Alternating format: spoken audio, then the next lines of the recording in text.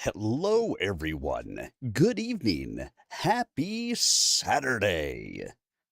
It is Saturday, but I swear to God, feels like Sunday today. And why? Because I had yesterday off, Juneteenth. Now that it is a federal holiday, it just messes me all up. But what would you do for a Klondike bar? Tonight we continue with 100 Ways by Alicia Catala. If you guys missed the start of the read on Tuesday, the first 7 chapters are available on my YouTube channel, youtube.com/@SirArmenius. Stop out there, have a listen to the first 7 chapters, or even better, you can go buy the book. Pick it up on Amazon. I am sure the author would appreciate the support. Now, most of the books that I read are fantasy, science fiction. I did a travelogue. I've done a variety of different things. But starting with the last book, Disintegration by Thea Landon, and now 100 Ways by Alicia Catala. Well, these have been some spicy books. What makes them spicy? If you have to ask, then you don't know.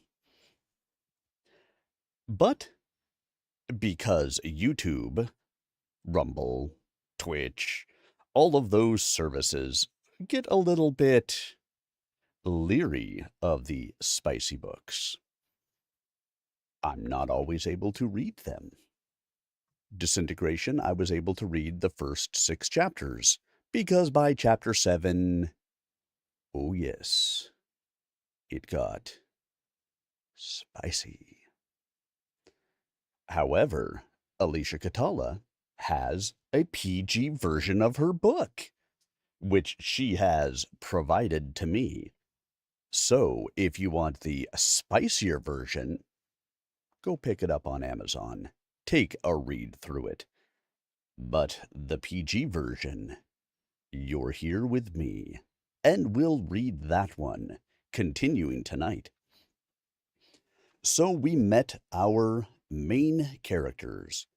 Cadmar, he is a prince, and the love interest of Melita.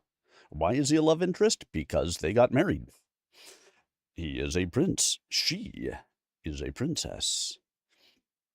She is Melita, widowed, with some children. He is Cadmar. First marriage, but he does have a child from a mistress. He wanted to marry her because of her scholarly abilities. She was willing to do so because he offered to take care of her children, as she would need to have happen to keep them safe.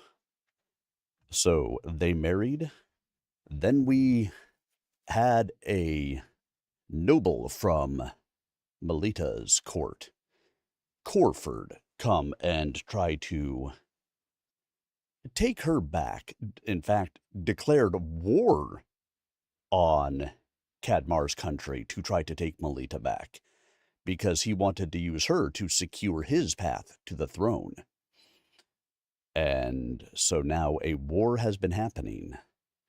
Cadmar was in the injured hospital tent, and Melita was helping to tend to him. Many of these soldiers got backed off from Cadmar's side because they were moving the injured farther away from the front lines. And Cadmar and company get attacked in the sick tents. Shouldn't be getting attacked in sick tents, but hey, the Viscount does not care. And then the Viscount himself shows up Melita says, "Hey, I will go with you and help you secure the throne. Just promise that any member of Cadmar's household will be uninjured." Well, isn't she a member of Cadmar's household? But anyway, she ends up stabbing him through the armor into the crotch. Not the place you want to be stabbed. And in retaliation, he swings at her, and she is knocked to the ground, bleeding profusely. And that, ladies and gentlemen, is where we will pick up our story tonight. So, I hope you guys are all ready for it. As a reminder, I will be recording all of these chapters, which means while I am reading the chapter, I am not able to engage with the chat. Doesn't make for good recordings. However, I will be happy to answer any questions you may have, any comments, anything else between chapters. Of course, it also means that if you miss any part of the read tonight or any part of the read that we have already done, it is available on the YouTube channel for you. Once again, youtube.com/@SirArminius. If you wait until the end, I take all of the audio without the video and I put it together and I will post that on Rumble. So it is more of an audiobook format, but still read in the live setting, which means there may be errors. You may hear me do things that you wouldn't get out of a typical audiobook because it is a live reading. You get what you get with a live reading, but they're more fun this way, or so I have found. All right, let's get to it, shall we? Oh, I need to fix one last thing that I almost forgetted about, because I forgot about it last time. Making sure the recording goes to where the recording is supposed to go. It ended up in the wrong folder, and I had to go track it down. There we go. There we go, yes. To my 100 Ways folder. Now, sit back, relax, and prepare to enjoy as we dive into another night of live reading of indie authors as we read 100 Ways by Alicia Catala, read for you by Tim Maloney. Starting with Chapter 8. Cadmar ducked in the confusion and sprinted forward as Corford took a swing towards Melita. She moved, but still sustained a blow that sent her reeling onto the floor, blood flowing copiously from her head. "Melita!" he bellowed as he raised his sword to strike Corford, his shield protecting him from a blow from another soldier.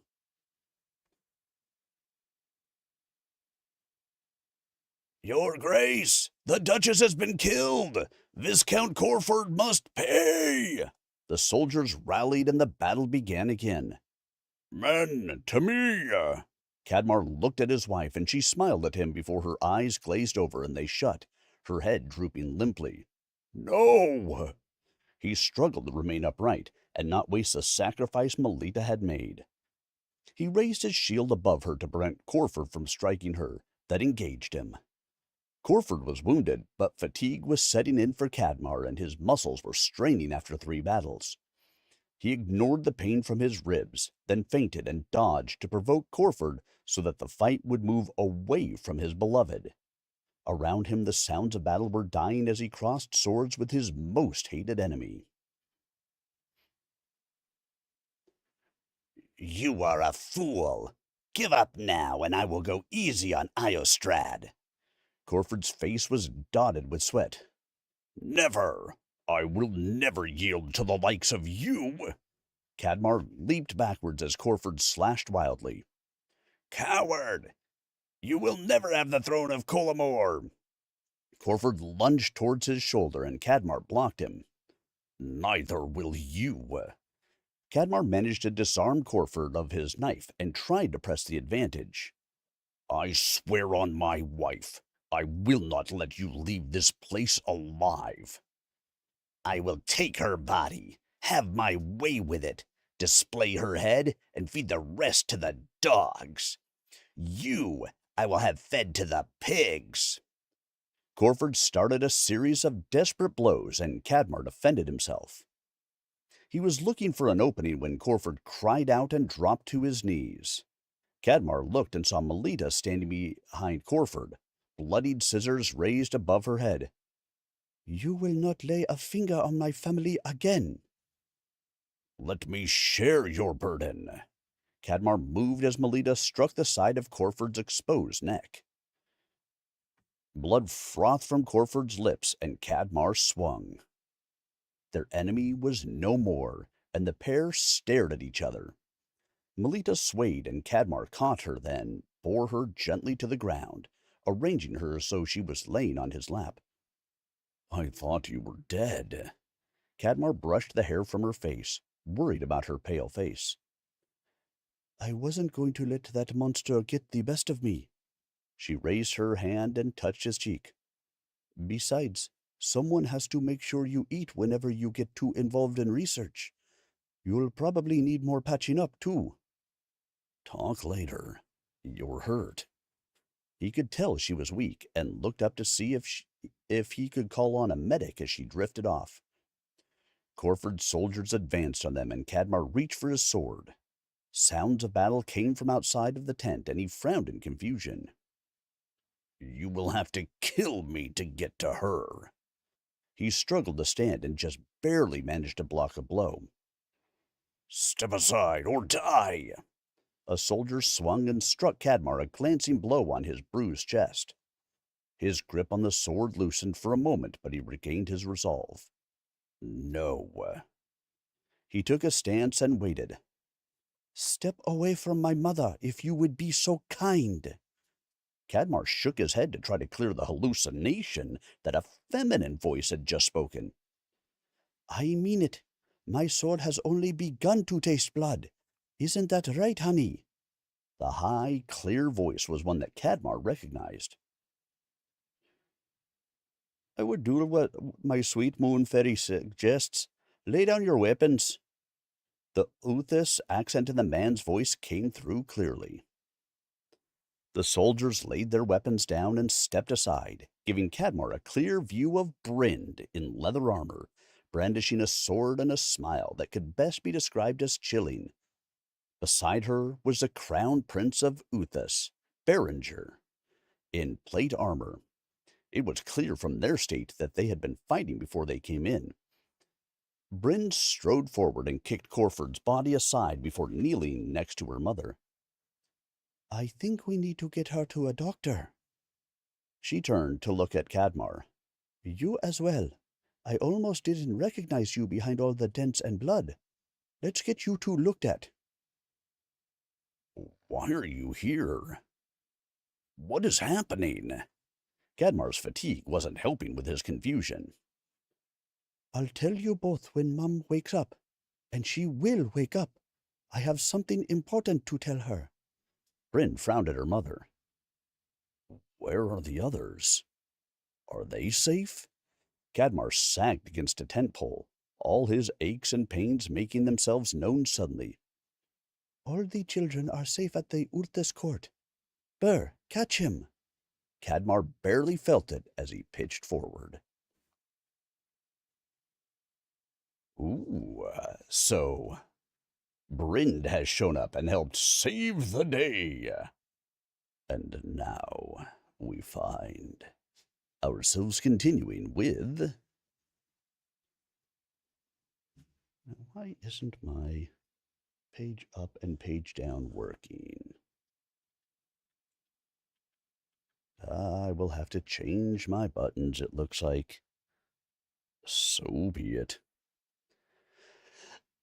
New Kindle just updated their app, and that's what I used to read from, so.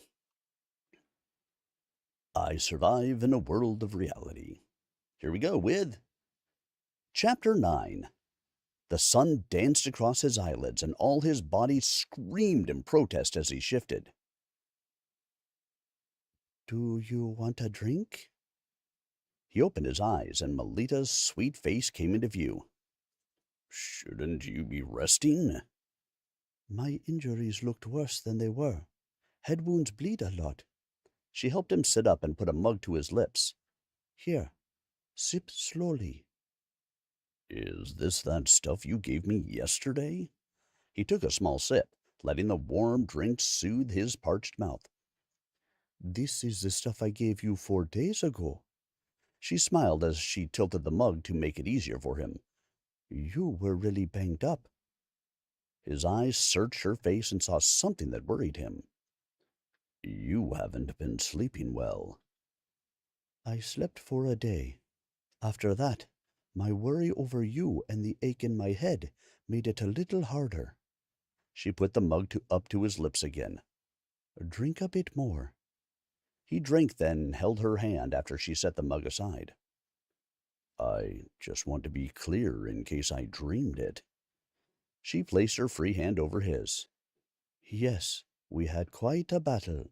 We killed Corford, and with that, the threat to my cousin is gone. The war hasn't ended, but I think it will soon, and then we can go back to ignoring politics. You'll have to tell me more later, but none of that is important. I was talking about what you said, the 100 ways you had of telling me how you feel. Do you truly feel that way? Yes, I do. Her smile seemed sad for something that should be happy. You should be resting instead of worrying. Tell me whatever it is that's bothering you. It won't go beyond these 4 walls, and I'm well enough to hear whatever it is. He was interrupted when she laid a finger on his lips. Before we say anything else, there's something I need to tell you. My late husband didn't die from being nagged to death, and I had more than one reason to kill Corford. She tried to smile, but it was a weak effort. I figured as much. If you lived separately, how did those rumors get started? To cover up the truth of what really happened. Melita met his gaze head on, and he saw fear lurking in the depths of her eyes. Is he awake? Bryn's loud voice echoed around the room as the door slammed open. He just woke up, but even if he hadn't, I'm sure that would have done it. Melita shook her head. Let the man rest. It's all right. Thank you, both of you, for your timely assistance. Berenger, it was a real surprise to see you there. I didn't think Ulthus would involve themselves in our war. He tried to get out of bed, but sat back down hard. Please, there's no reason to get up. It was a noble fight, worthy of ballads. I really saw where Bryn got her warrior spirit from. Bryn insisted we come, said her mother was in danger. I, of course, was happy to help my flower fairy. Berenger gave a short bow. Cadmar shot a look at Melita, who was trying to suppress her laughter. It seems my little girl isn't so little after all. Well, we need your permission to get engaged, and of course there are negotiations to be made. It was not really possible while there was a war, so we decided to come kick out the invaders. Now everyone is back in place. You're awake, and things are getting back to normal. Bryn smiled. I know you're not really my father and mother already gave permission, but it would be polite to get your blessing as well. Of course. Who am I to stand in the way of love? I'll talk to Jahan about setting something up for you. Cadmar was amused with the entire situation. You don't have to do that. She's got quite an inheritance from my side. Melita patted his hand. You just need to sign papers since you're my husband. Don't spoil my fun. He grinned at all of them. No expense will be spared for the wedding. Mother, I told Burr about my heritage, and he understands. We want you to know that we are happy to tell the truth, so you no longer have to deal with the rumors. Bryn hugged Melita and looked at her. You spent all your life doing what's best for other people. Now we will do what's best for you. But it might affect your marriage. Melita shook her head. Just let it be. My dear lady, I assure you, nothing will stop me from marrying my flower. Berenger bowed. Cadmar was puzzled, but spoke up. Whatever may be happening, I can fix it. I will adopt Bryn formally, and she will be a princess here. All three turned to look at him, and Bryn beamed at him. That's very nice of you.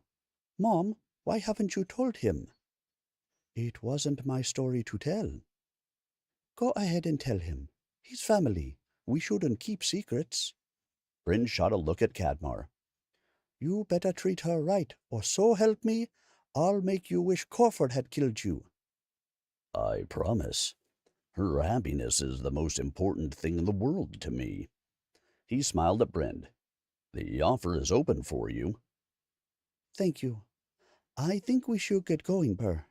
The lovebirds probably want to talk. Bryn seized Berenger's hand and dragged him out. The door closed with a click and the room went quiet. I do know the rumors about Bryn not being Rill's child. However, I know she's not yours. Melita looked at him sharply. Make no mistake. Bryn is just as much my child as the others. He took her hand and kissed it. That I know. I just meant I know she is not your child biologically. From what I have been able to discern, she was a child of your former nanny. Is that correct? When Sarai died in childbirth, Bryn's father didn't want her, so I took her in and let people think what they needed to so I could keep her safe.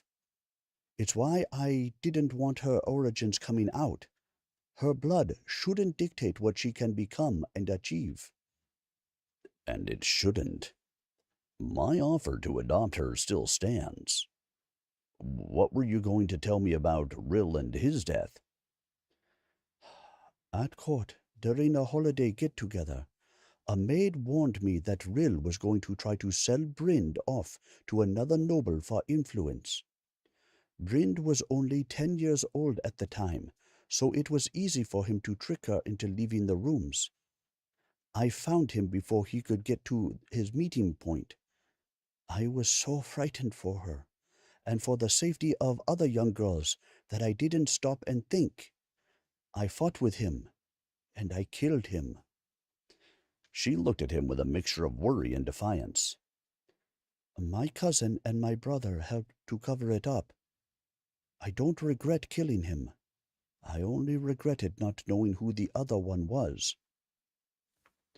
It was Corford, right? He'd said something to you that I couldn't hear, and I saw your face. Knowing him, he probably threatened the rest as well. Her hand felt chilly under his, and he rubbed it to try to reassure her. I'm sorry. I should have said something much earlier, but marrying you and moving away seemed like a way to put the past behind me. I didn't expect what's happening between us. If you don't want to remain married to me, I understand. Have you changed how you feel about me in the past few minutes? He looked at her for hints about what she was thinking. Are you sure about your feelings for me? I am. I'm as certain of it as I'm certain there's water in the oceans.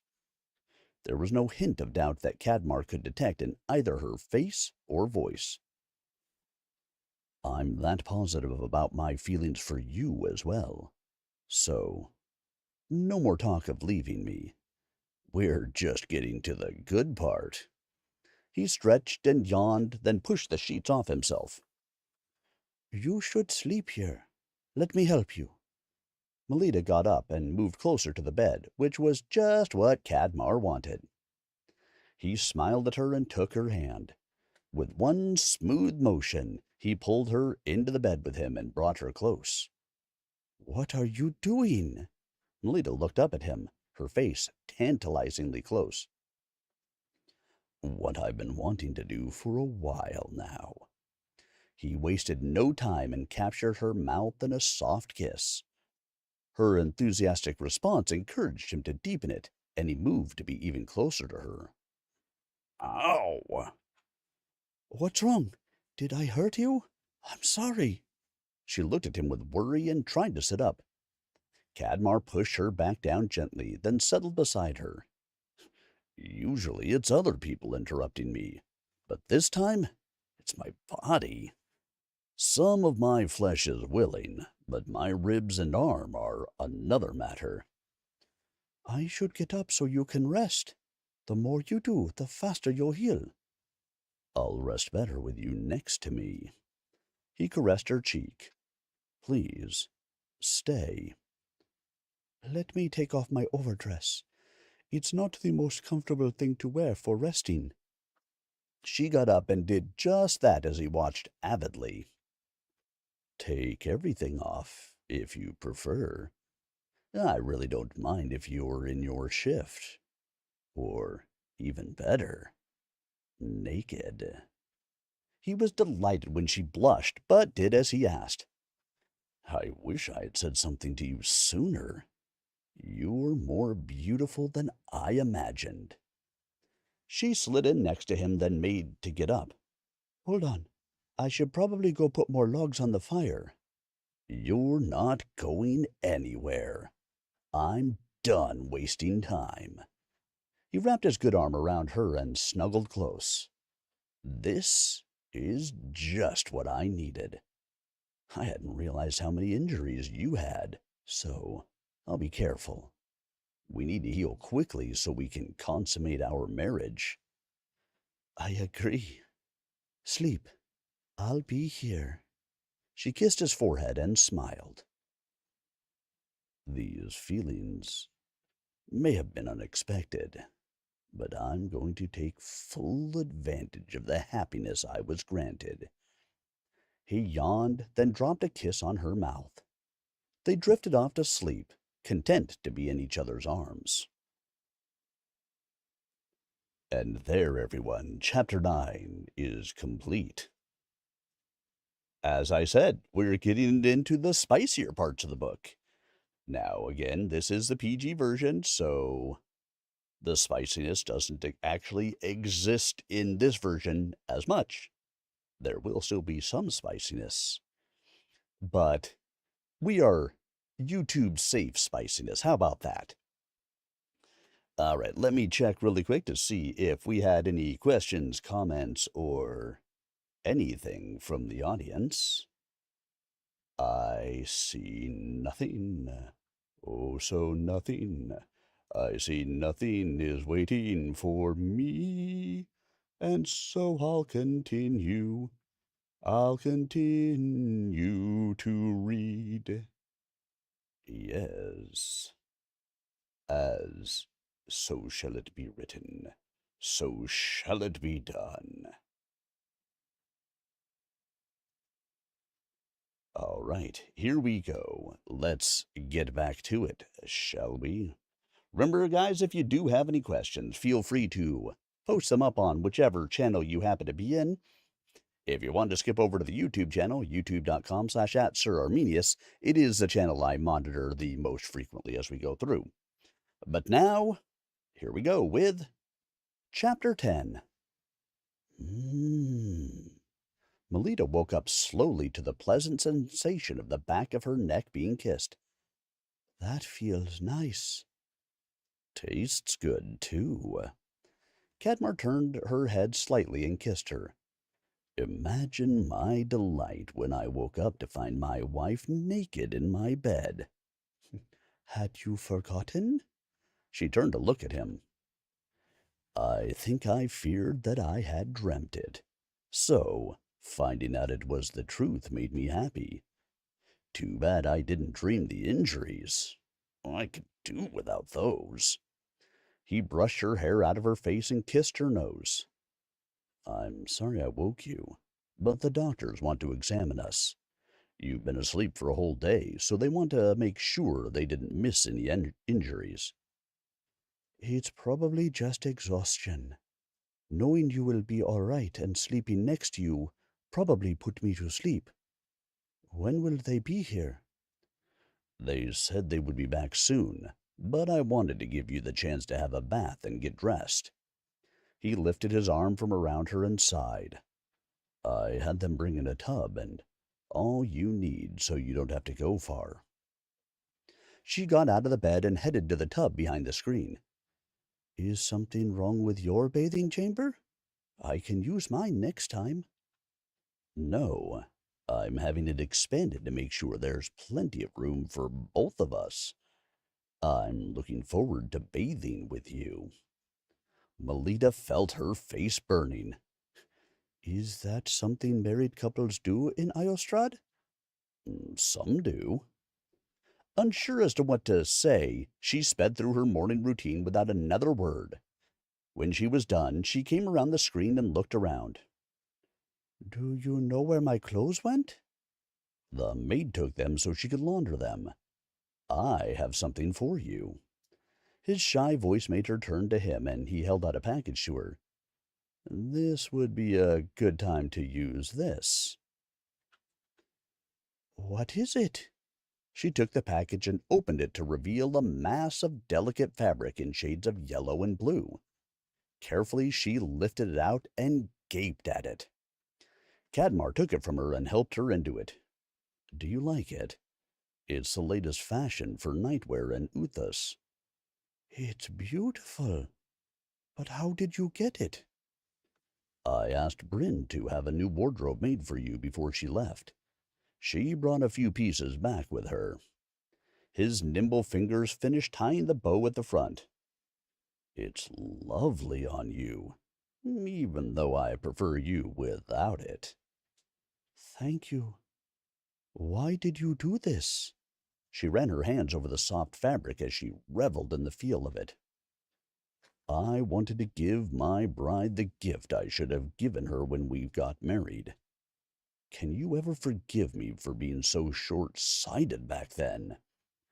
He removed the package from the bed and sat down, patting the space next to him. There's nothing to forgive. You were extremely generous under the circumstances. She sat next to him and took his hand. You didn't have to get me a bride gift. What kind of husband would I be if I didn't get you a wardrobe for our wedding trip? He leaned over and kissed her cheek. What trip? I am going to take you to my brother's court, get married again. Then we'll go to the other courts to pick up the children. On to Uthas for Bryn's wedding. Then anywhere else you want to go. It may have been a mistake keeping you all to myself this long.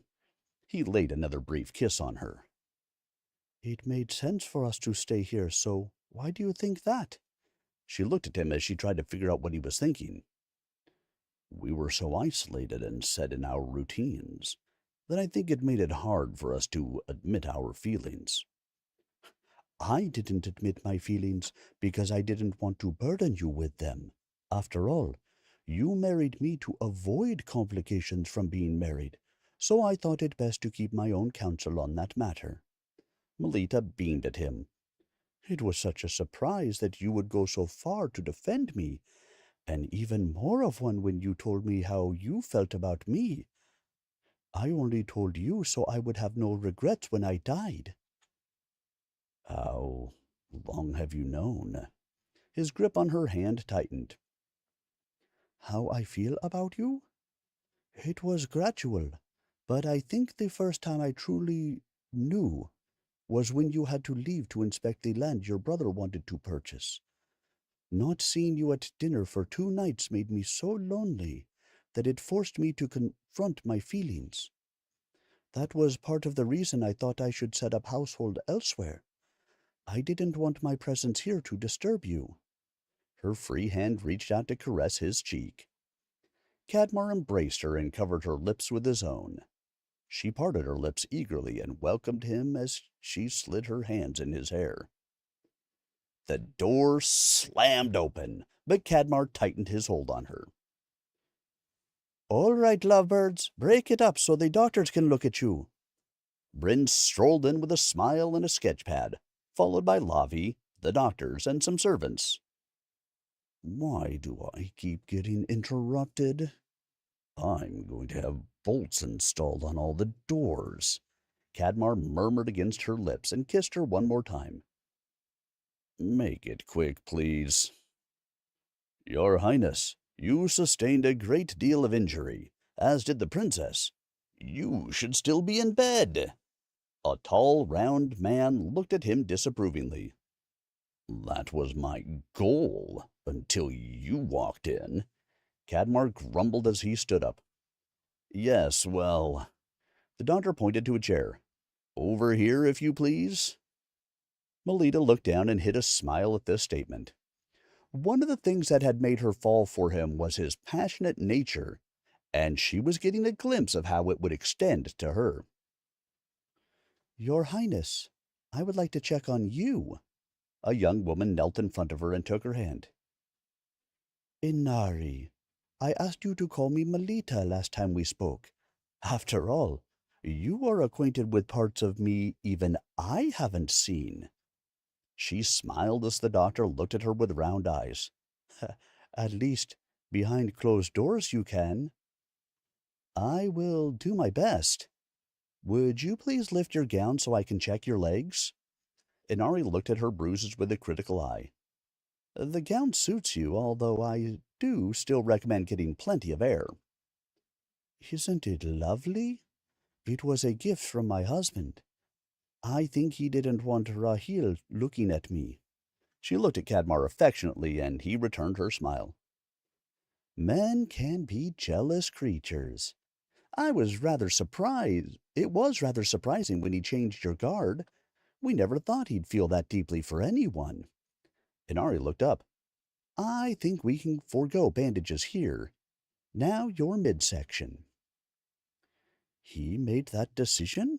She stood and lifted her dress. I thought Baraz wanted to be part of the court guards. The prince said he thought Baraz was better suited for a loftier position, but we all knew better, especially when he chose Malik and his husband. Inari stood up. Now for your head. Is that why? I had no idea. I thought he didn't see me that way. Her eyes sought out her husband again, and she winced at the sight of the fading bruises that covered his arm and chest. Of course that's why. I don't understand how you didn't see it before. Bryn raised her head from the sketch pad, pointing her pencil at Melita. I feel like the mom sometimes. She went back to her sketch, muttering about thick-headed people. That's hard to believe. He's been head over heels for you as long as you have been over him. We all wondered why you never did anything about it. Shame it took a war to get you to open up. Inari reached into her bag and pulled out a jar. This will help keep the scarring down.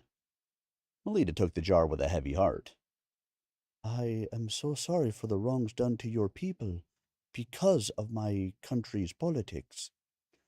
Inari patted her shoulder. They would have come for us anyway. If anything, you helped prevent a worse problem. I don't think the prince would have fought as long and hard if he had not been worried about you. The rest of the examination passed quickly as the women chatted and ate. Now, you are almost better, but you need to keep drinking your tea and get more rest. Inari closed her bag with a decisive snap. I'll make sure she rests. She will not be allowed to stray too far from our bed. Cadmar stood over them and smiled. Rahil bustled up to them with packets of herbs. Lavi, make sure your master drinks these. Take them to the kitchen immediately. Yes, sir. Lavi took on a serious expression as he concentrated on carrying out his duty. Now, Your Highness, you need to make sure both you and your wife are actually resting. I already said that activity is off limits for a few more days. Raheel folded his arms and glared. That's too bad. I just cleared Her Highness to resume light activity as long as she sleeps well. Inari's eyes were full of mischief as she looked at all of them. Cadmar groaned as he covered his face. Maybe you can put me to sleep during this time and wake me up when I'm allowed to be intimate with my wife. If that is your wish, I would be happy to oblige. Raheel turned to the table and began looking at his ingredients. Now, now, husband. I'm sure we can come up with things to talk about during that time. She wrapped her arms around his waist and hugged him lightly. Or I can go to my room if the temptation is too great.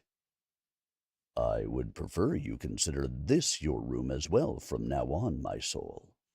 I'll be good. He laid a kiss on her forehead. If you're in pain, then please do take help sleeping. I will remain by your side. Now that I think about it, we do have a lot to say to each other. Cadmar gave her a small, sly smile. Raheel, don't worry about it. If you're all done, you can go. You two have no luck, it seems. Seems I'll have to do something drastic to get you two enough time alone. Anyway, I'll be going now that I know you're good. Go sleep. Bryn left the room behind the doctors. All they want is a little bit of alone time together, where they can...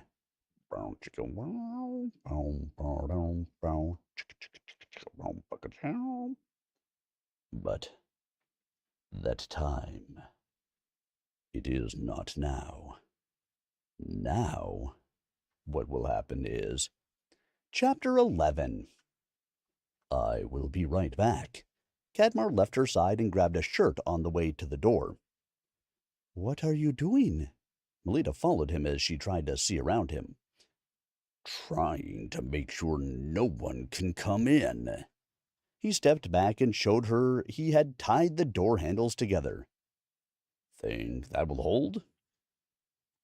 Why did you do that? You've been told we can't be intimate. She inspected the knot. It's good, though. I may not be able to do all yet, but it doesn't mean we can't sleep completely naked with no fear of anyone else seeing us. The interruptions are getting tiresome. The sly smile crept over his face again. Now, my lovely wife, off with your nightwear. As long as you take off your clothes. Melita pulled the lacy concoction over her head as she watched him do that. He stood naked in front of her and drew her close. You know, it's a funny thing. Raheel was very specific about what I can't do, which leaves a lot of room for what I can. Oh, I don't want you to get hurt. She looked up at him as he walked her backward. I won't get hurt. Sit. Cadmar pushed on her shoulder gently. What are you planning? You can't even lay on me without pain. She looked at him curiously as he got on his knees in front of her. I'm not planning on using any muscles that got injured. Cadmar gave her another grin. But you have to be a good girl and be quiet. Quiet? About what? Her heart was pounding, and her stomach was dancing at the look of his face. Instead of answering, he kissed her and let his hands run over her body. Some time after, she realized he had climbed onto the bed beside her and was stroking her hair. Cadmar kissed her cheek and moved closer. From your reactions, it seems that was the first time you felt that way. I have mixed feelings over that. It was. Thank you. She let herself explore his body, his warmth an island in a sea of emotions. I'm very proud and happy that I am the only person who has ever seen you like this. Not to mention the only person who made you feel like this. I'm unhappy that you were subjected to a selfish lover. He nuzzled her neck and laid a kiss on it. I can give you pleasure too. She ran her hand down his chest and stomach till she found what she was seeking. That's why I need to make sure I bring you pleasure, other than the fact that my feelings for you would not allow me to do any less. He placed his hand over hers and stilled her movements. You don't have to do things you do not want to do. My pleasure isn't the only important thing in this bed. My worry is that I will hurt you. I like giving pleasure. She kissed him, and he returned her kiss with enthusiasm. What did the doctor ban? He said no intercourse, so I think as long as I don't do anything that would reopen wounds or put pressure on anything broken, I will be all right. If anything hurts, I will stop. That means I still have a lot of options for pleasing you. She gave him a fond smile. Is that how you avoided having a lot of children? Tell me what you like.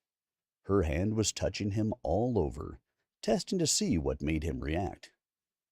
That's part of it. And I never finished inside them after what happened with my first lover. He gave her a wan smile. You don't have to tell me if you don't want to. She kissed him and lingered to taste him. She was a widow, taught me almost everything I know. Although she didn't want marriage, we had fun. However, even though she was taking the herbs to prevent it, she became pregnant. She died in childbirth, same as my mother. When I realized how dangerous it was and how little I trusted some of my partners, it was easier to avoid that being a possibility. I also didn't stay with anyone too long. That feels good. He looked at her through half-lidded eyes. What about now? I know you didn't want your own children, but if we are together regularly, that could happen. She kissed the areas of his chest that weren't covered in bruises, his soft skin and hard muscles a delight for her senses. I will leave that decision to you, though I worry about your health. If you want a child with me, I will love them. If you don't, you can take the herbs and we will be careful. Oh. His breath hissed out as she continued to touch him. Something to discuss over this time you're not allowed to partake in such activities. She explored more of his body with her lips, and his surprised noise encouraged her. Is this all right? Too much so. He stroked her cheek and looked at her seriously. You're making my heart ache. Melita sat up. Am I disappointing you? I'm sorry. I can learn better. I know I'm not good at making people feel loved, but I'll try. Tears sprang up unbidden to her eyes, and she turned her face so he wouldn't see them. The bed shifted under her, and she heard him moving around the room. Her tears fell harder as she tried to dash them away. She scooted to the side and looked for her nightgown as she tried to keep him from being bothered. Where are you going? Cadmar sat next to her and tilted her chin up. Gently, he started wiping her tears away. These pretty eyes should never cry sad tears again. If you're going to keep crying, I'll have to kiss you. She hiccuped as she tried to figure out what he was doing. You caught me. I'd kiss you no matter what. He smiled as he laid a soft kiss on her lips, then continued wiping her face. I don't understand how you can be so beautiful no matter what you're doing. For example, I thought you were at your most beautiful when you smile, and then I saw you frowning in concentration, then beating those poor sods in that tent, shivering in pleasure a few minutes ago, and now this. Although I must say, sad is my least favorite look. Good. Your tears have died down. I don't understand. Her eyes were fixed on him as her mind raced. Obviously not, which I find both exasperating and adorable. Here, look at this. He got up, then placed a chest on the bed next to her. Go on, open it. She opened the lid slowly, and her eyes widened when she saw the contents. How did you get this? Why do you have it? Melita picked up a badly embroidered handkerchief. You have a way of making everyone around you feel how much you care about them. Everyone in this castle knows and has felt it. Even I felt it from the very beginning, as evidenced from the way you behaved when we got married. So I failed by not making you feel more important than the others? She looked at the chest and wondered what else was in there and why he had it. Would I be punished if I went into Colomore and dug up some bodies? What? He was confusing her more by the second, but she couldn't keep her eyes off the object in her hand. Never mind, I said that. You didn't fail at all. I have this as proof. I realized how I felt about you at the same time you did. Even cut my trip short so I could come home and start courting you. The first thing I did was to buy out the local tea merchant supply, invade the kitchen, and try to start learning how you like it. It didn't go well at first. Unfortunately, I don't have proof of that like I have of your gesture, other than the fact I finally have it right. Oh, and this scar. He showed her a small white mark on the back of his hand, then kissed her. I had wondered why you did that and why we started getting Sasso's dishes as well. I hired the chef to teach me, but I never fully learned. You, on the other hand, kept working. He picked up her hands and kissed the tips of her fingers. I found this one day in the hallway outside of your room. At first I thought one of the girls had been practicing, but I saw your fingers that night at dinner. When I asked one of the maids, she told me you had been trying to learn how to sew.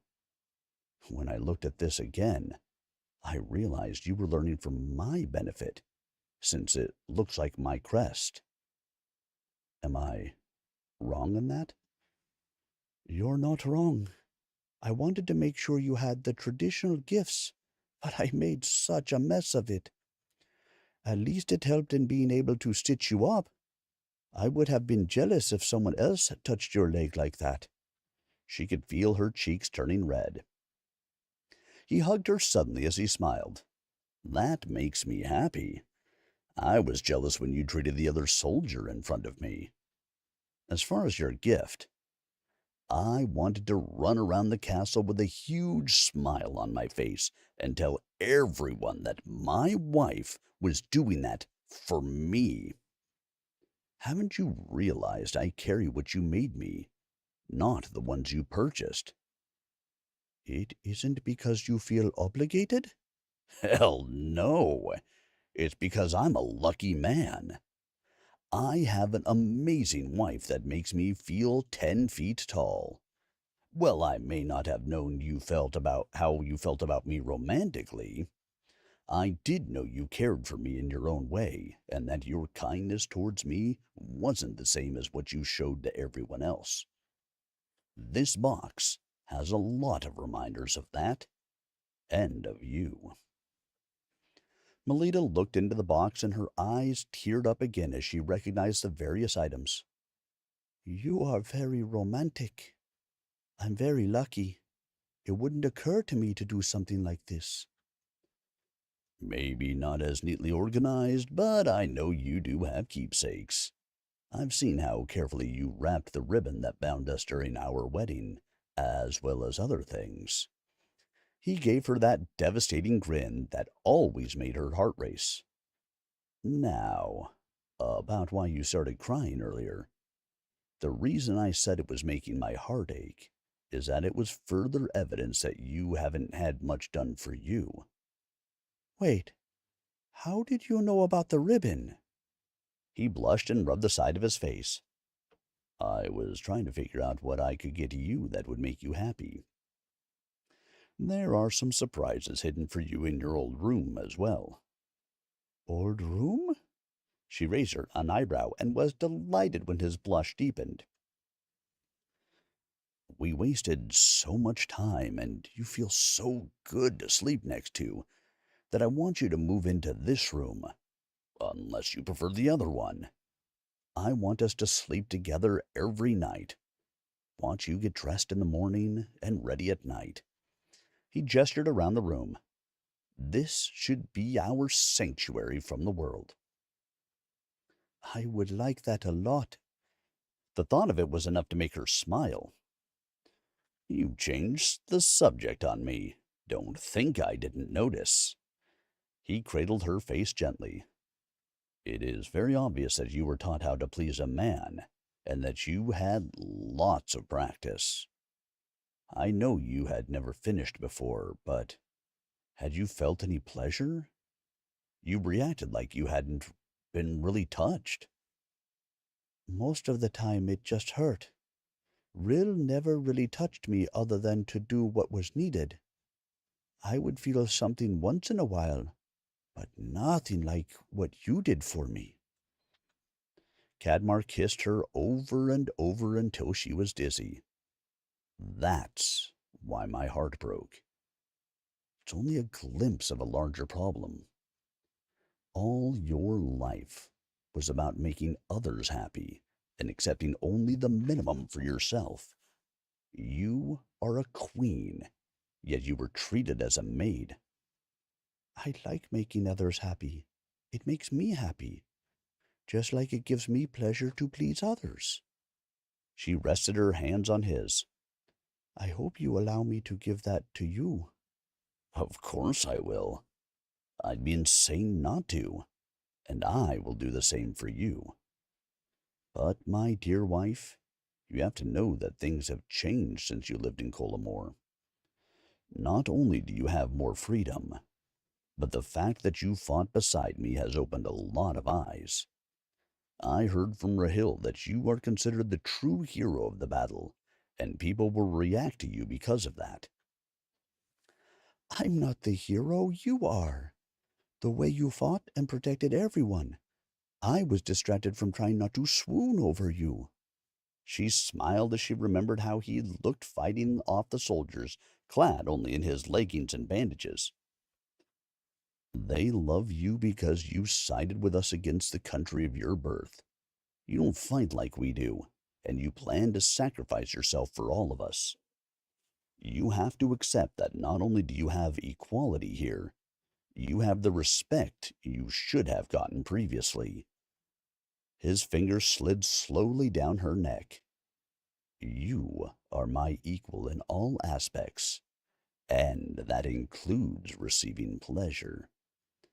The next few days will be a lot of fun as I give you all the joy that has been denied you."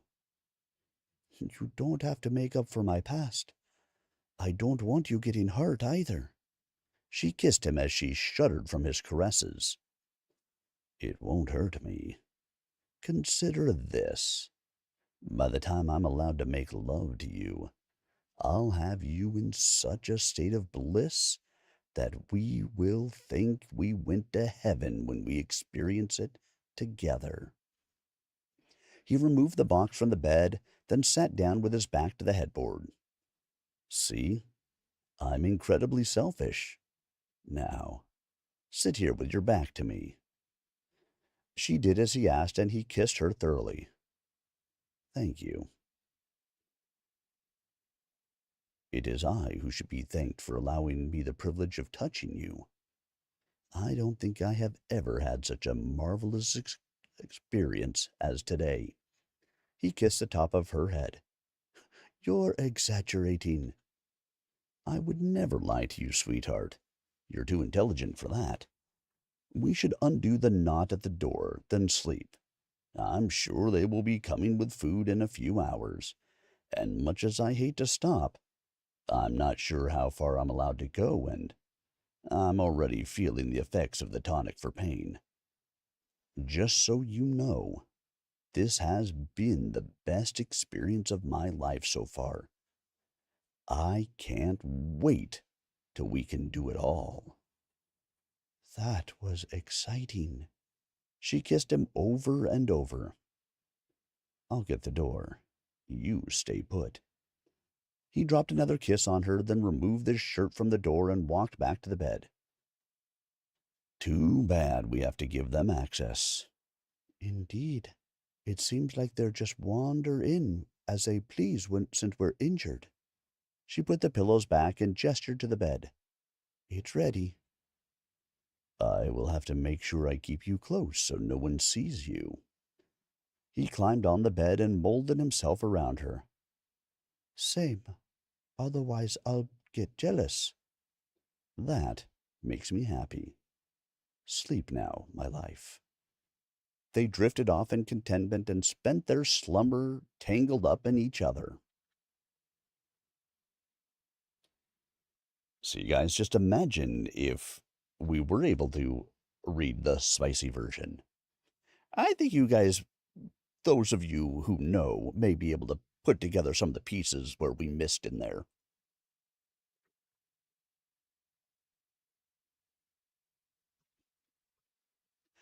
And if not, maybe you need a little Cadmar.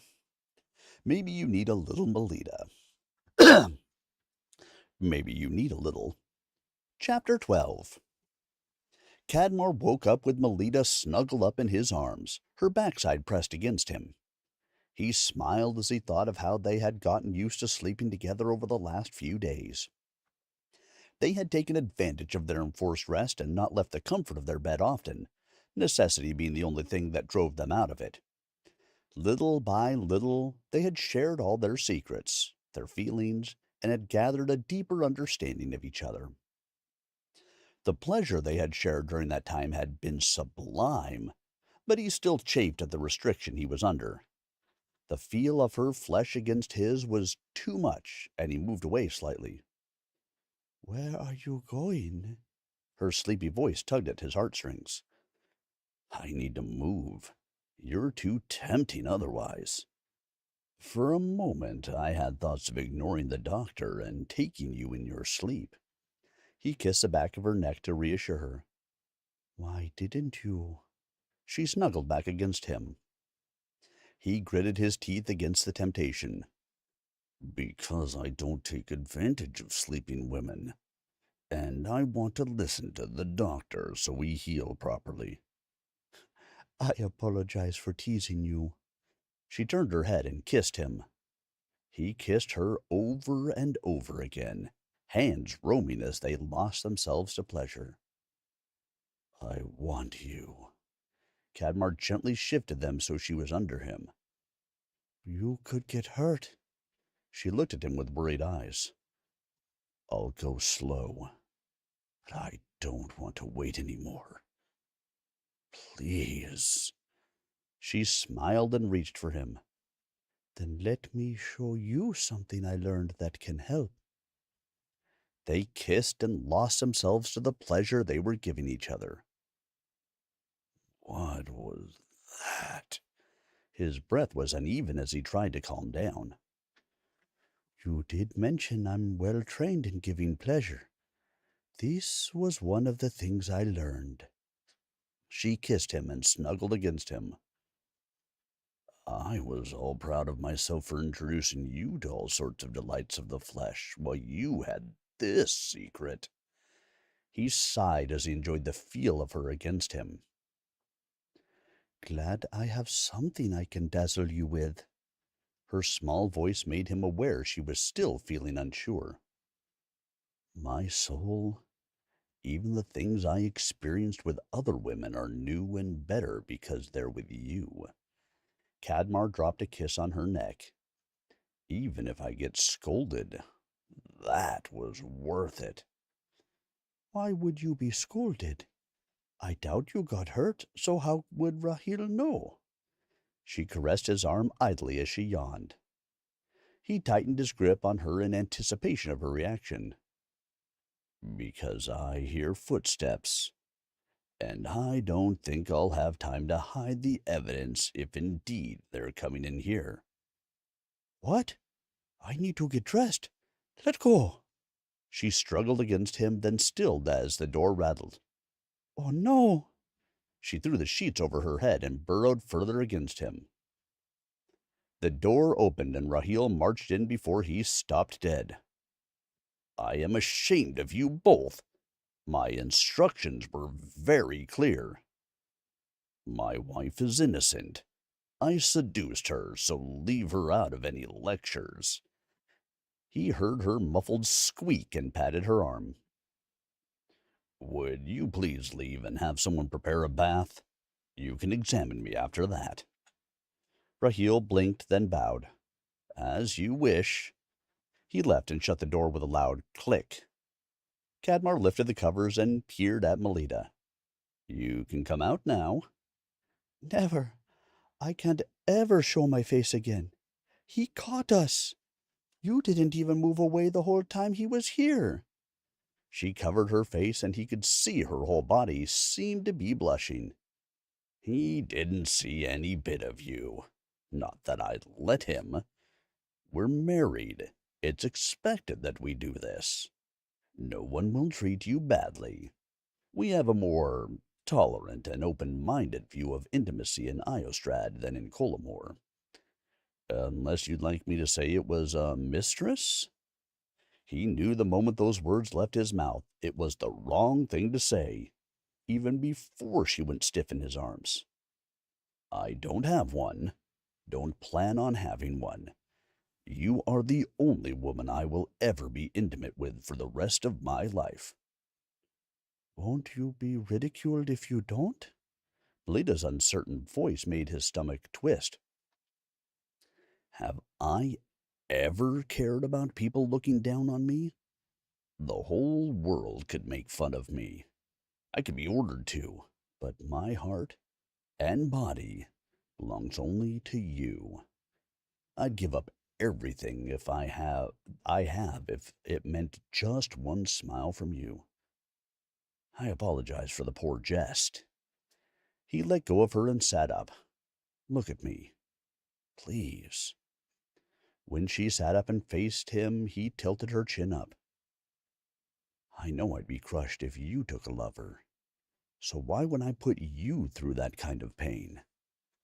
It's just you and me from now till the end of time, and even beyond that.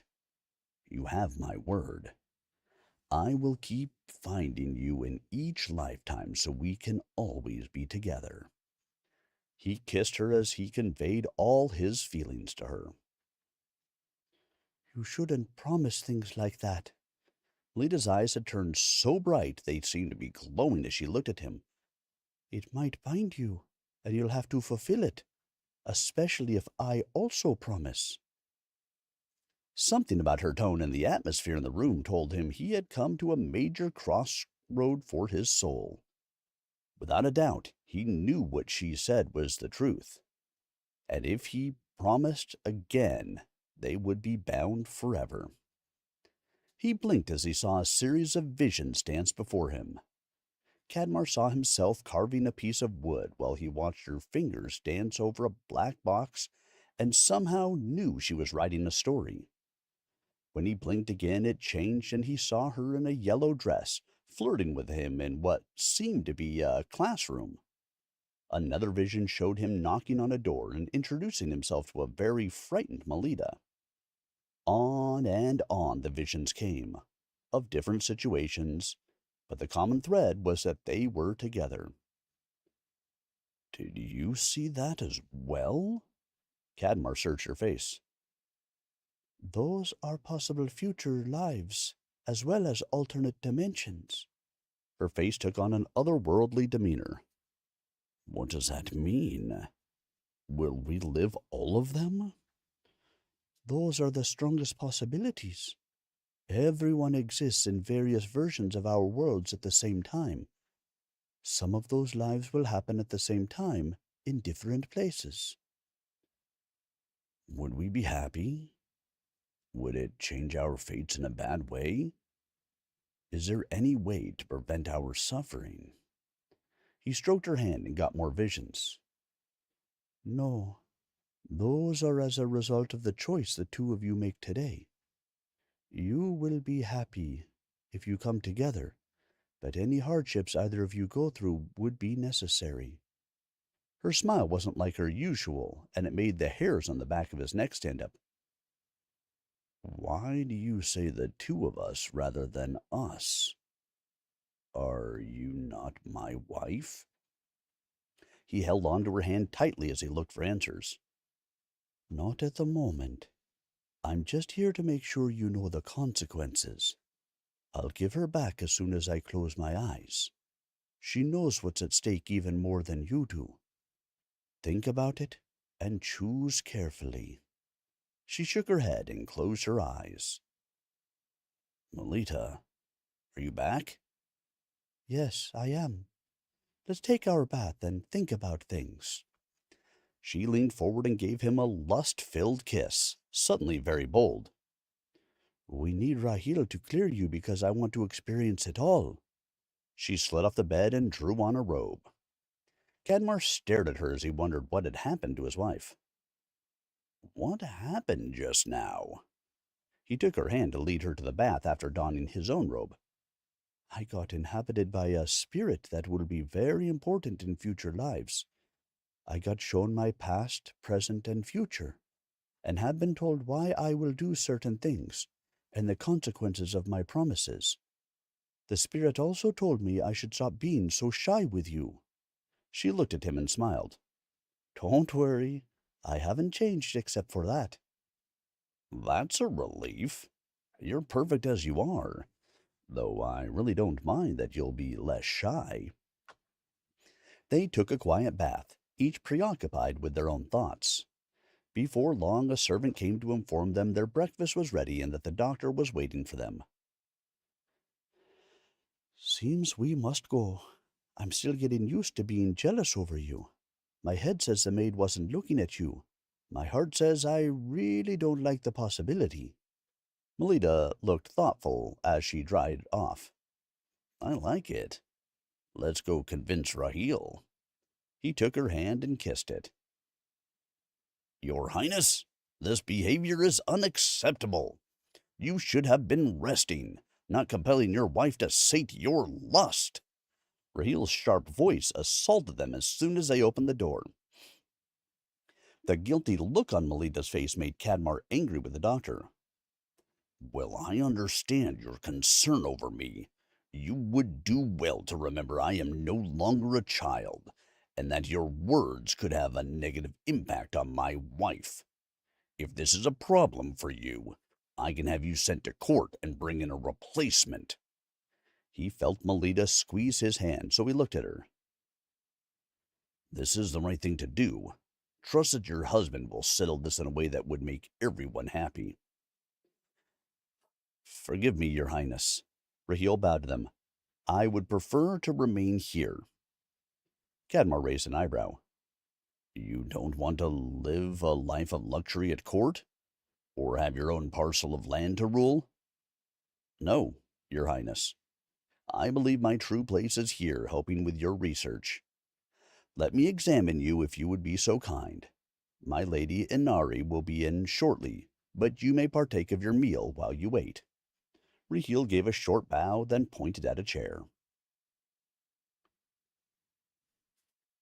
Ah, Rahil, you must. Listen. Remember, he is a prince. He is a prince of thieves. Okay, wrong show. All right. No comments, no comments. No questions, no comments, no concerns, no nothing. Well, alrighty then. Let us go ahead and continue, shall we? As we pick up on the next chapter, reading Chapter 13. Cadmar and Melita sat side by side in silence on the edge of the bed as they watched everyone leave. I would have never guessed Raheel felt that much loyalty towards me. The important part is that I can finally make love to you properly. Cadmar reached out to stroke her hair. Inari started me on the herbs as we discussed, and suggested a method to prevent pregnancy using my cycles as a reference. The good news is that right now I shouldn't be able to get pregnant. She scolded me anyway for taking the risk this morning. She looked up from where she was leaning against him. It was worth it. Raheel gave me the same scolding. He said he would prefer for us to wait, but gave the go-ahead as long as I listened to my body. I have a feeling he'll be back to his prickly self in no time. Cadmar smiled. Well, I'm overjoyed about this. It does come with a price. We will have to start getting out of this room and go back to our duties. We knew someday we'd have to leave. Let's take advantage of the time we do have. Melita brought his head down for a kiss that left him with little doubt as to her intentions. What about our decision? He rested his forehead against hers. Do you have questions about it? We should probably separate and think about it individually, but it would be good to get it all out first. She gave him another passion-filled kiss. We have all the time in the world. We don't need to decide now. I have a lot of questions. Can you tell me about the lives? He thought back at how lonely Melita had looked in some, and he wasn't sure he liked that idea. I can do better than tell you. I can give you something that will help you see them, but I'd have to go to my old room. Would you prefer to do that now, or after we explore our newfound freedom? She placed her hand on him and gave him a wicked grin. This new boldness of yours is enticing. He kissed her and proceeded to show her exactly what he could do without restrictions, until she was delirious with pleasure. Just when I thought you couldn't make me feel any better, you go and do that. Melita's chest heaved as she flung her arms around his neck and kissed him. My goodness, I hope your reputation doesn't spread too far, because I don't want to have to duel all the women who want to crack at you. I'd beat them easily, but who needs to hear the crying? He laughed and rained kisses on her. I can honestly say that you are probably the most enthusiastic bed partner I've ever had. No one has ever reacted to my touch the way you do, so it makes me want to do more and more to please you. What about Lady What's-Her-Name, the one who taught you? She smiled as she tightened her arms around him. You're sensitive in different ways. I'm delighted that my kiss affects you the way your lips affect me, that my hand stroking your back sends shivers through you, and that just a look or a touch can make both of us ready. I also noticed, though I will have to test this further, that we fit together perfectly. He nuzzled her neck. So you're saying that no one is likely to try to bed you? She slid a foot up his leg. They may for political reasons, but not because of any rumors about me. You're likely to get offers, too. He nipped her neck gently and smiled when he saw her face. As long as you don't take anyone up on theirs, I'm happy. You know I won't. You're all I need. She gave him a kiss and hugged him. Wait until I have trained for a few weeks and have built up my strength again. He slid out of her arms with a groan. I hope you're ready, because I plan on taking you as much as possible, any way I can have you. I crave you constantly. I can't wait. Then let's go to the room so we can get answers that we can come back and take each other again until you need a rest. He caressed her cheek. Who needs rest? Besides, if I die from exhaustion, I'll do so with a smile on my face. She got off the bed and gave him a look that made him weak. Cadmar frowned as a thought occurred to him. Is the spirit forcing you to be more sexual? Or are they inhabiting you when we're together? No, she just gave me a clear view of what could happen, but it's my choice to act on it. She doesn't inhibit me for that. Inhabit me for that. It's just me. Why? Do you want a sexual spirit to join us? She slipped on her dress and Cadmar couldn't see her face. He walked over and helped her. Thank you for that. I don't want you to feel forced to be anyone but you. I don't want that. When I make love to you, I want to be just you I'm doing it with. Well, I have no doubt the spirit is wonderful. I only want you. She gave him a sweet smile and slipped her arms around his waist. Are you sure about this? We can put it off for a while. There is no need to rush.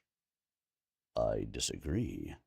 We don't know what life will bring us, or if we will be involved in yet another war. He looked at her smiling face and knew he had no doubt as to what his decision would be, although he wasn't so sure about her own. We just recently admitted our feelings. It's possible you won't feel the same way after being with me for a while. You'd be stuck with me even if you ended up hating me. He caught a look at her anxious face as he turned to get dressed. My life? We may have just admitted our feelings, but they grew over time. We started this marriage on a fairly solid foundation, became close friends and true partners before we became lovers. I think we have had more than enough time to know how we feel. Besides, I could never hate you. He finished dressing and looked at her. Let's go. Cadmar held the door open for her, then took her hand to lead her down the hall, slowing his pace so she could easily keep up with him. What is it you're going to give me? Her small hand felt so right in his that he wondered how he could even consider a lifetime where he couldn't hold it. Some herbs to introduce a trance-like state, plus some objects. Why is my room so far away? I only realized the distance when I started taking care of you. Melita looked up at him with a small frown. I had chosen that room originally because that way you'd have a cluster of suites, so you could be near the children. I noticed you're an unusually devoted mother. Although that's a bit of a lie, considering there are suites near me.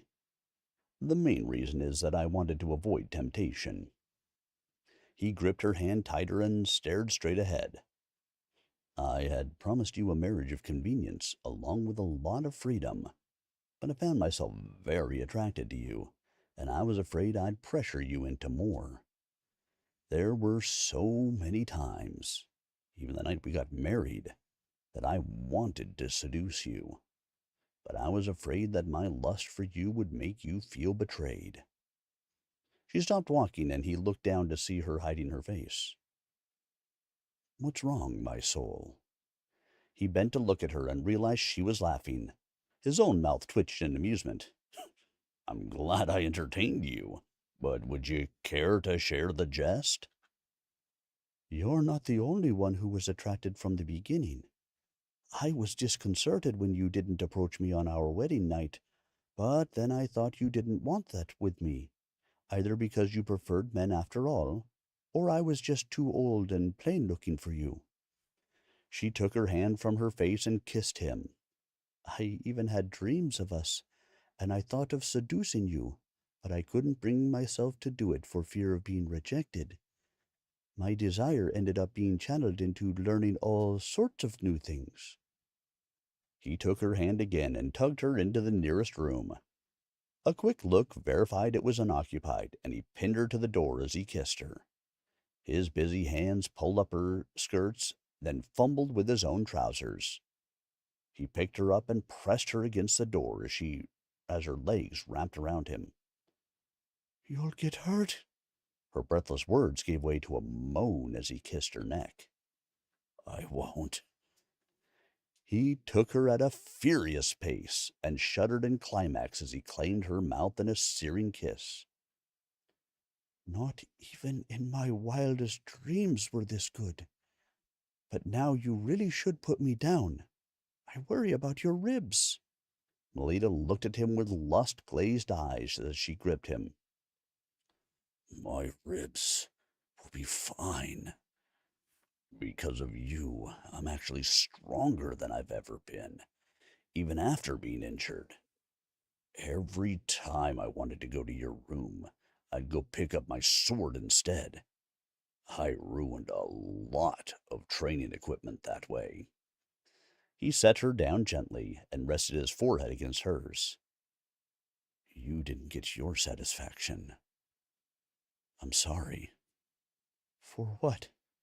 I couldn't get my release because I was afraid of hurting you, but it still felt heavenly, and considering how you've been making me feel, I'm satisfied. She hugged him and looked at him with a smile. I'd like to know what brought that on so I can do it again. Hearing how much you wanted to lay with me from the first, and it was because you were attracted to me, not for any ulterior motive. He kissed her deeply. Are you sure I'm not dreaming? If so, then we're both dreaming. And if that's the case, do we have to wake up? Let's go get those herbs. Do I really need that? I know I want to be with you. Is it that you're not sure? He looked down as he fixed his pants, not wanting to see her face. I want it as well, but it was made clear we shouldn't make that vow until we know what we're agreeing to. She clasped his hands and looked up at him. If we're going to make a commitment that lasts thousands of years, we better make sure the rules so that we don't have someone try to break our contract on a technicality. His heart felt like it was trying to fly out of his chest over this declaration. I was afraid you were putting me off because you didn't feel as strongly for me as I do for you. I apologize. I focused so much on making sure everything was done properly. I hurt you without meaning to. Trust me, I feel the same way. Cadmar opened the door and looked around to make sure no one was lurking, since he figured his wife would be embarrassed if they were caught. We can go. Thank you for alleviating my concern. She took his hand and led him down the hall. Of course. Although I'm curious about your statement that you're stronger than ever. You picked me up very easily for someone who complained about the pain just a day ago.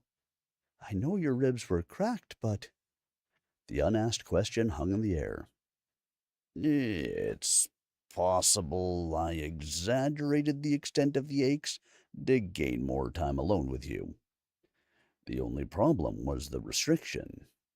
Don't get me wrong, I loved just pleasing you, but not being able to do certain things became torture after a while. Can you forgive me, my life, my lie? They entered her room and she shut the door before she answered. Can you forgive me telling the same lie about myself? He brought her hand to his mouth and kissed the back of it. You're most definitely my perfect mate. What would you like to do to celebrate this union when we're done? I just want to celebrate you. She threw him a grin, then started rummaging in her cabinet. It took him a moment to figure out what she had meant by that statement, and was surprised when he felt his face get hot. He sat on the bed and watched her as she bustled about gathering things. When he had chosen her of all the potential candidates, it had seemed like a practical match. especially after his investigation had revealed that she was the mysterious alchemist. It hadn't been difficult to persuade his own country. They had all assumed he had chosen her because she was heir to the Colomor's throne, and that he might make a move to install her as queen with himself ruling beside her. The fact that he had known she didn't want that was one of the many reasons he had decided she would be the perfect ally in avoiding politics, and would be grateful enough for the freedom he had helped her obtain that she wouldn't make any demands on his time. He would never have guessed she would end up capturing his heart so thoroughly that it would bother him that she didn't do that. His chuckle caught her attention. "What do you find so amusing, husband?" "I was thinking about when we got married. You took such good care of me after the feast, and then during the trip, even though I had brought on my own suffering by imbibing too much Colomore wine. I had no idea it was so potent. I was quite a fool over you for a long time. Now I'm still a fool over you, but for different reasons." She sat on his lap and gave him an affectionate kiss. "At least you are my fool. I have all the things we need, although I have news that will most likely displease you." "You could always give me the news while you kiss me. It might ease the sting." He smiled and ran his hand through her hair. Melita laid a deep kiss on him that left him breathing heavily. "Well, my darling, it seems you're going to have to go on this spiritual journey alone, as will I." She laid another deep kiss on him, and his hands slid up her sides. "I'll give you all instructions, but you need to take them and dream on your own. We can see each other again after a day and night has passed." "I was just thinking about how much I hate being separated from you." "Are you sure?" He toyed with a knot that kept her bodice together as he listened. "Very sure. But think, this could be the start of us being together forever." She gasped when he laid a kiss on her throat and started making his way down her neck. "Stop that! We need to get started on this." "Seems I have already started something else. I want to make up for my behavior earlier." He nipped her earlobe and grinned at her. "You don't have to. I told you, I liked it." He was so surprised he looked up. "You liked me taking you like an animal with no concern for your feelings or pleasure?" She threw her head back and laughed, a rich sound that entranced him more than any music he had ever heard. "I've been with someone who had no concern for me, and what happened earlier was not an example of that. You kissed me, touched me, and made me feel like you were doing that because you wanted me, not because I was a convenient body. Since the day we got married, you have shown me how much you value me, and since the day I woke up in your bed for the first time, you have given me pleasure and made me feel wanted. Believe me, there is nothing to make up for. Although that is precisely why I want to hurry up and do this ritual." She caressed his cheek. "I want to make sure that we can always have this." "I hate when I can't argue with you." He gave her a big smile. "Although I'm really happy that I have such a smart wife." "All right, tell me what I need to do." There we go. Chapter 13 done. Let's see, how much have we got left? Okay, we've got chapter 14 and 15 left. We are finishing this book tonight. I hope you are enjoying it, because we're gonna wrap it up. Let's keep on our way then, shall we? With Chapter 14. Cadmar made his way back to his rooms reluctantly, already missing Melita's presence next to him. He sat on his bed with a sigh, only to have the scent of her perfume tickle his nose. Everywhere he looked there was a reminder of her, and he missed her even more. He picked up the bell and rang it, then gathered a few items he would need. "You called, Your Highness?" A servant opened the door and bowed. "Please." Air out the bedroom next to this and prepare it for me to sleep tonight. I'll take my meals there as well. Tomorrow afternoon, start moving all of the children's things to the suite surrounding us." He smiled, thinking about how his family would be much closer to each other now. "What about Her Highness? Will she be taking her meals here?" "She's in the room she occupied before until tomorrow. Please make sure she has her meals. Do your best to keep any disturbances to a minimum." He strode out and towards the rooms he'd occupy for the night. He went over his instructions and prepared himself, though he doubted he'd be able to sleep without her by his side. In no time at all, he felt like he was floating and saw images unfolding before him. He heard a voice narrating what he saw and explaining all his questions. In one instance, Melita looked magnificent with a pair of orange wings, but he was a mortal she watched over. Another story unfolded with himself as a prince again, and Melita as his magical serpent in strange metal armor. He disliked the one where Melita was mortal and he was a predator with sharp canines who was more interested in blood and sex with a lot of women until he met Melita. However, the one where he had dragon wings and rescued her from being a princess seemed like a good one. There were simple ones as well, like the two of them raising a family on a small island, running a farm in an unknown country, himself as a widower with children marrying a young Melita, exploring space, and so many others. No matter which lifetime, once they were committed to being together, it seemed like they had happy lives. Are all of these real? He reached out a hand to a smiling Melita who was holding their newborn child. Is Melita seeing the same things I am?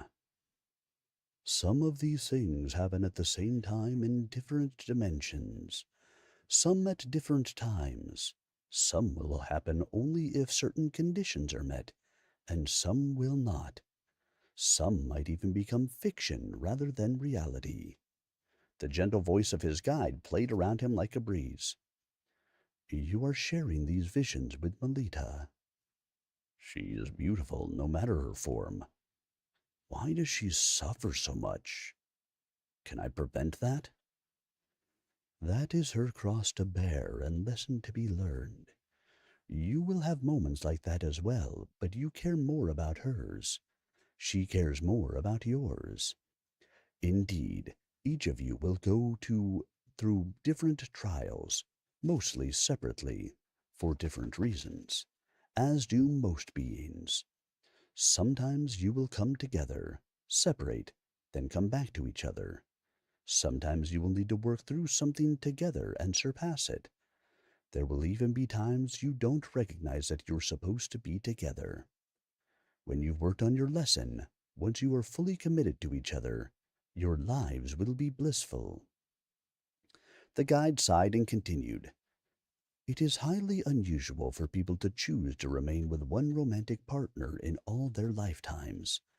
That is why you would have to agree to go through some terrible things as an accelerated learning method, so that the two of you can be together and have the happiness you seek. I understand. He looked at Melita's soul again. Who are all those beings around her? They are the ones who also love her, and will be with her throughout many lives, although they exist on different planes. You have the same arrangement with your own companions. He nodded, then steeled himself for the next part.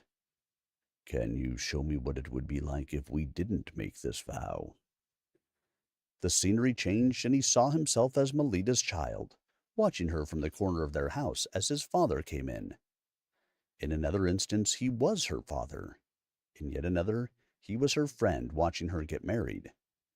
He flew with her as a companion in the life where she had orange wings, but then had to watch as she became enamored of a mortal.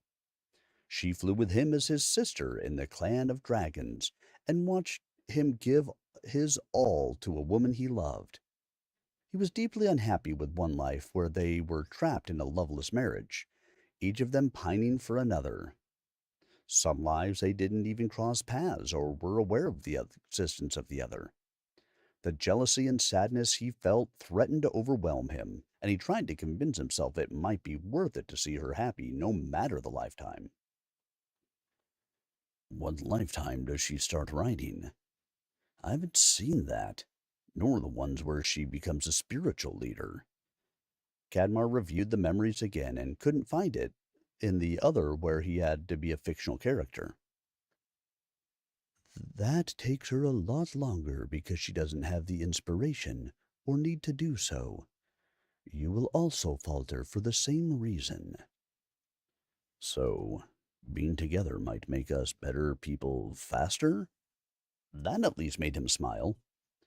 That is entirely up to both of you. This is the likeliest outcome. You still have free will. Cadmar frowned as a thought occurred to him. I notice her lives are not quite as hard early on when we take the normal path. Maybe, but there are always trade-offs. It's high risk, but also high rewards. Your lives are also not as hard when she's not your lover. He waved his hand in dismissal. That part doesn't bother me. Maybe you should look at just those portions again. The breeze danced around him and replayed the parts of his life that didn't include Melita, whether or not he was destined to be with her. I still think it's worth it for me, but I'm not sure I could live with myself if I made a decision that would cause her grief. His pain warred with the happy thought of being with Melita. That would be her choice, not yours. On the one hand, both of us will have a hard life, but on the other hand, once we're together, it will be blissful. He looked up to where he thought the being would be. Correct. His hands came up as if they were scales he could use to determine his choice. If we do not choose to be together, it will be more balanced, some lives being more or less difficult, and so on. Also correct. If it weren't for the fact that she would suffer, this would be easy. He buried his face in his hands, trying to weigh his options. As I said before, that is her choice. Do not make any decisions yet. For now, sleep. All right, guys. Let's dive into the final chapter, shall we? With Chapter 15. Cadmar woke up and went through his morning routine in a daze, barely noticing when the servants placed food in front of him. He kept going back and forth, wondering what the correct course of action would be. He felt it would be selfish of him to decide to be with her, but also knew he probably didn't have the strength to let her go. He knocked on Melita's door at the appointed time and scooped her up the moment she opened the door.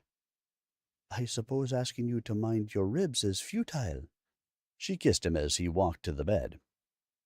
The pain of my ribs is nothing.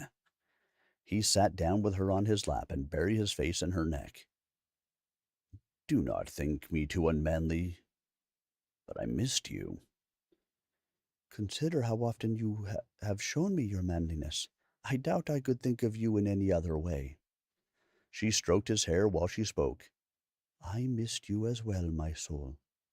I know it is not in fashion to have feelings for your spouse, but when have I ever cared about being fashionable? Apparently, in very few lifetimes, even the ones where it will be easier. He laughed as he remembered the visions. I'm not the only one with strange habits. You weren't a human in one because you were late. She laid a kiss on the top of his head. At least I'll be by your side. How much will we remember? We will remember for this life no matter what decision we make. But we won't know about this during our other lifetimes unless it's absolutely necessary. We will, of course, know about this in between lives so we can coordinate better. This decision will mean others in our group will have to work around us. He looked up, not bothering to try to conceal the grin that felt like it would split his face. Does this mean you decided to make the vow? Well, yes, but I understand if you don't want to. I hated to do it at first because you might suffer, but I also understand I can't make that choice for you. As for myself, I'm willing because the reward is so sweet." She pressed her lips to his in a loving gesture that made him melt. "Of course I want to. I just hate that you have to go through anything. But I promise that I will do my best to learn every lesson quickly so we can be together. Also, I hope you know that no matter what happens leading up to us being together, you will always be first in my heart." He laid her hand on his chest. "This heart beats mostly for you." I feel the same way. I want to finish what we started yesterday. Her vivacious smile made him want to throw her on the bed, but he restrained herself. "I want to, but I won't. My first order of business is to make this vow. Then I'll make love with you, my forever wife." But sometimes I'll be your husband. Or didn't you see that part? Her eyes were anxious as she looked at him. "I did, although I noticed you chose to be a woman a lot. Not good balance on your part. I don't mind. Whatever body you're in, whatever shape you choose, you're my life mate, now and forever. This is one of the best days of my life." Melita reached over and picked up a piece of fabric. Look, I already made plans to commemorate it. See what I wrote? However, I may ask Letty to embroider it, so it's pretty. He slid his hand in her hair and kissed her. "It's perfect. I would prefer your handiwork, but not if it will hurt your fingers. I hate to see you with injuries. I'll have something made too. We can start a whole new legacy. Maybe even our future selves will find it. Are you ready, my life?" Very. I already set things up in case you said yes. She gave him a kiss, then got off his lap and beckoned him. "See? You're using the ribbon from when we got married the first time." It was also the first time we met. Sit here. The ritual went off smoothly since they were both so eager to bond. After the last light faded, they looked at each other and knew it had taken effect. "Thank you for agreeing to marry me over and over again." He lifted her hand and brought it to his lips. I should be thanking you for putting up with me. Do you want to celebrate a wedding night? "As long as there's no wine. I just want to be intoxicated with you." He stood up and helped her stand. "Let's go to our room. I feel the need to make you thoroughly mine."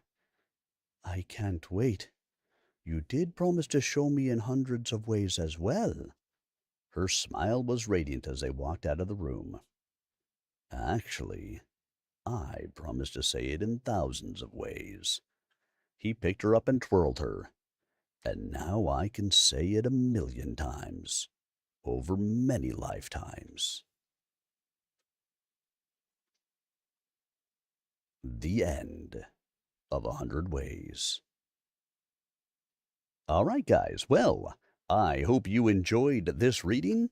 Again, a little bit different than what I typically read, but hey, a book is a book. If you did enjoy the book, I hope you will stop out to Amazon and check out the author, Alicia Catala. If you missed any part of the reading, I will have all of the chapters up on YouTube a little bit later this evening. I will also, by the end of the weekend at least, have all of the audio up on Rumble so you can listen to it straight through like an audiobook if you like. Whatever works for you. Thank you all for coming along to spend a little bit of time with me this evening. As always, the greatest gift that you can give me is the gift of your time, and I appreciate that you gave me the gift of yours this evening, whether it was for 5 minutes or for the entire stream. Thank you so much for being here with me. I will be back again on Tuesday, where we will start A whole new book. I have Tuesday and then Saturday, and then I leave on a cruise, so I will be gone for a little bit. But we'll pick up our readings when I return. Other than that, I hope you guys all have a wonderful rest of your weekend. I hope to see you guys all again really soon. Have a great night.